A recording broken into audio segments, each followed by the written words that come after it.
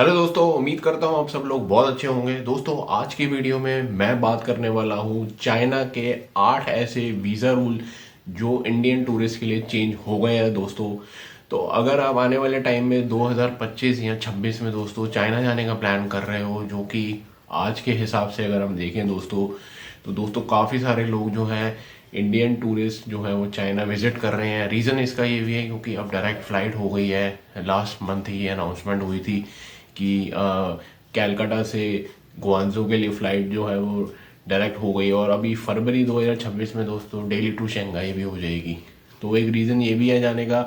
तो दोस्तों, अगर आप चाइना जाने का प्लान कर रहे हैं और इंडियन पासपोर्ट, तो डेफिनेटली ये वीडियो आप लोगों के लिए है दोस्तों। लेकिन उससे पहले दोस्तों, मैंने एक थोड़े दिन पहले चाइना के टूरिस्ट वीज़ा के ऊपर भी एक वीडियो बनाई थी। अगर आपने वो नहीं देखी है तो नीचे डिस्क्रिप्शन लिंक में आपको मिल जाएगी, पहले आप वो देख लीजिएगा। उसके बाद आप ये वीडियो ज़रूर देखना, क्योंकि ये जो रूल्स हैं दोस्तों ये ऑलरेडी इम्प्लीमेंट हो गए हैं इंडियन टूरिस्ट के लिए, अगर आप वीज़ा भी लगवाने जाओगे या प्लान कर रहे हो चाइना जाने का। तो वीडियो को एंड तक जरूर देखिएगा। वीडियो अच्छी लगे तो चैनल को सब्सक्राइब जरूर कर लीजिएगा। साथ ही साथ दोस्तों लाइक और सब्सक्राइब जरूर करिएगा। मैं अपने चैनल पे वीडियोस ट्रैवल से रिलेटेड बनाता रहता हूँ, व्लॉग्स और अनबॉक्सिंग वीडियोस इस चैनल पे आपको देखने को मिलती रहेंगी आगे भी। तो ज़्यादा टाइम वेस्ट ना करते हुए वीडियो को शुरू करते हैं। ऑलराइट, सो दोस्तों सबसे पहला जो चेंज हुआ है वो ये चेंज है दोस्तों कि अब आपको अपने नए पासपोर्ट के साथ साथ अपना पुराना पासपोर्ट भी अटैच करना पड़ेगा। उसकी फोटोकॉपी भी आपको लेके जानी पड़ेगी दोस्तों। यानी दोस्तों, अगर आपका नया पासपोर्ट है और पुराना पासपोर्ट जो है वो 5 साल के पहले पहले अंदर चेंज हुआ है अगर आपका, तो फिर आपको ओल्ड पासपोर्ट भी लेके जाना होगा अपने साथ। क्योंकि वहाँ पे आप जो एम्बेसी में जहाँ जमा कराएंगे आप ये सारे डॉक्यूमेंट्स, वो आपकी ट्रैवल हिस्ट्री देखेंगे और सारी चीज़ें चेक करेंगे कि आपने कितना ट्रैवल किया है और आप जेन्युइन ट्रैवलर है कि नहीं है। उसी बेसिस के ऊपर आपको वीज़ा दिया जाएगा। दूसरा पॉइंट ये है दोस्तों, अगर आपको दूसरे पॉइंट में दोस्तों मैं एक चीज़ और ऐड करना चाहूँगा पहले पॉइंट में, कि अगर आपके पास ओल्ड पासपोर्ट नहीं है बाई चांस, तो फिर आपको एक एप्लीकेशन लिखनी पड़ेगी कि क्यों नहीं है आपके पास और क्या रीज़न है कि आपके पास ओल्ड पासपोर्ट फिलहाल नहीं है। तो उसके लिए एक एप्लीकेशन भी लिखना ज़रूरी होगी। दूसरा पॉइंट ये है दोस्तों, नेम कंसिस्टेंसी। अब दोस्तों एप्लीकेशन फॉर्म आप जब फिल करोगे चाइना का, तो डेफिनेटली आपको अपनी नेम की कंसिस्टेंसी रखनी पड़ेगी दोस्तों। ऐसा नहीं है कि आपका ये डॉक्यूमेंट में नाम लेट से किसी का नाम राहुल है तो राहुल में RAHUL होता है बेसिकली नाम, नहीं तो उसने मे बी शायद डबल R लगाया, डबल A लगाया रखा हो दूसरे डॉक्यूमेंट में, क्योंकि आपको और भी डॉक्यूमेंट्स कैरी करने पड़ते हैं। तो दोस्तों नेम कंसिस्टेंसी होनी चाहिए। ऐसा नहीं है कि आपके पेरेंट्स का नाम या आपका खुद का नाम अलग है दूसरे डॉक्यूमेंट में और जो आप एप्लीकेशन फॉर्म भर रहे हो उसमें आपने नाम बिल्कुल अलग डाल दिया है, तो उस वजह से भी रिजेक्शन काफ़ी सारी हो सकती है, ये ध्यान रखिएगा।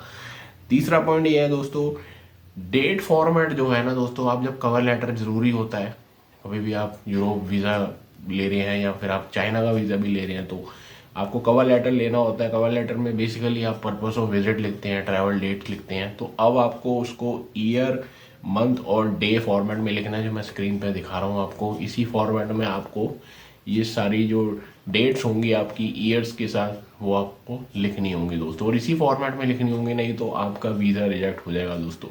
दोस्तों मैं ये बातें जो बता रहा हूँ ना, ये बिल्कुल लीनेंट मत लीजिएगा, क्योंकि अगर आपने इसको लीनेंट लिया तो आपका वीज़ा डेफिनेटली रिजेक्ट हो सकता है। तो मेक श्योर कि मैं जो भी बता रहा हूँ आपको, ये मैं आपको पूरी राइट इन्फॉर्मेशन दे रहा हूँ।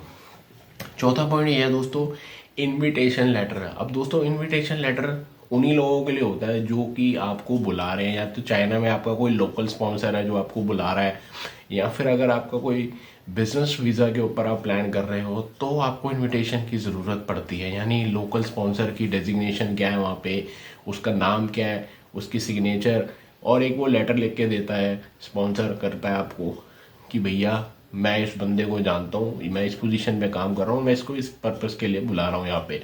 और दोस्तों वो जो इनविटेशन लेटर होगा ना, वो इंग्लिश और चाइनीज़ दोनों में होना चाहिए।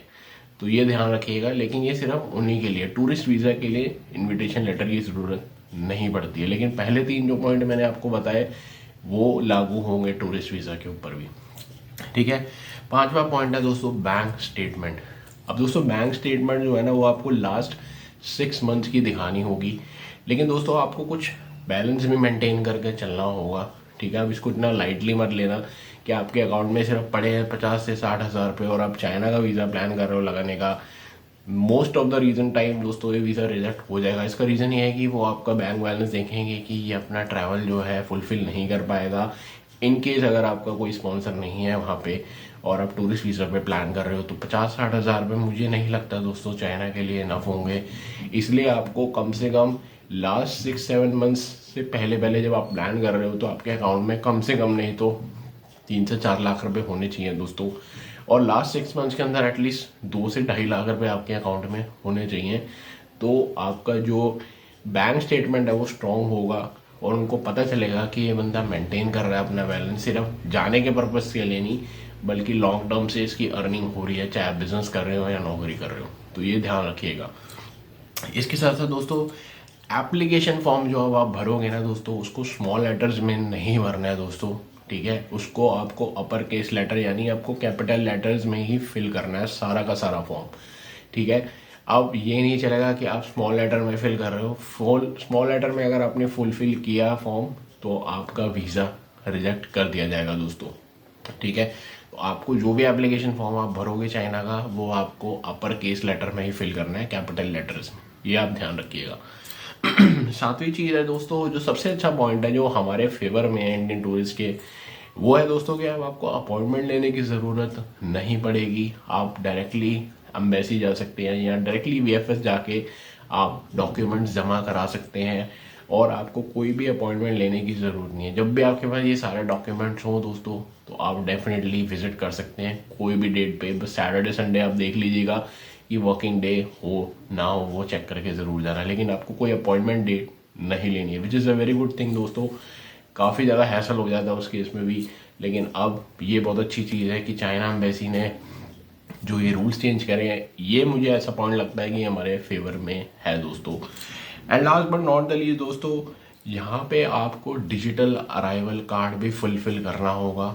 डिजिटल अराइवल कार्ड वो होता है दोस्तों, जैसे आप थाईलैंड जाते हो या फिर आप इंडोनेशिया जाते हो, मलेशिया जाते हो, तो आपको 72 आवर्स पहले एक डिजिटल अराइवल कार्ड फुलफिल करना पड़ता है। लेकिन यहाँ चाइना में दोस्तों आप 1 महीना पहले भी इसको फुलफिल कर सकते हो, लेकिन ये मैंडेटरी डॉक्यूमेंट है। आपकी इनके ऑनलाइन वेबसाइट पे जाके डिजिटल फॉर्म डाउनलोड करके प्रिंट आउट निकलवा के उसको आप सबमिट करेंगे। और दोस्तों याद रखिएगा कि जितने भी डॉक्यूमेंट्स मैंने आपको बताए हैं इसकी सबकी फ़ोटो कॉपीज़ आपके पास होनी चाहिए, ठीक है। मेक श्योर कि ये सारे जो 8 चेंजेस मैंने आपको बताया दोस्तों ये ऑलरेडी इम्प्लीमेंट हो चुके हैं। अगर अब आप वीज़ा लगवाओगे तो आप खुद देखोगे ये सारे चेंजेस आपको देखने को मिलेंगे ऑन इंडियन पासपोर्ट, ठीक है। इसके अलावा भी दोस्तों अगर आपको कोई डाउट हो इस वीडियो से रिलेटेड तो मेरे से आप ज़रूर पूछ सकते हैं। कमेंट बॉक्स में आप ज़रूर मेरे को क्वेश्चन लिखिएगा, अपना डाउट लिखिएगा, मैं डेफिनेटली आंसर करूँगा। और दोस्तों साथ ही साथ अगर आपको ये वीडियो इन्फॉर्मेटिव लगी हो, कुछ मैंने ऐड वैल्यू करी हो इस वीडियो के अंदर, तो आप चैनल को सब्सक्राइब ज़रूर कर सकते हैं, क्योंकि मैं ट्रैवल से रिलेटेड वीडियोस अपडेट्स बनाता रहता हूँ इस चैनल के ऊपर, व्लॉग्स और साथ ही साथ अनबॉक्सिंग वीडियोस भी, ठीक है। उम्मीद करता हूँ ये वीडियो आपको अच्छी लगी होगी। सो अगली बार के लिए and until next time, good bye.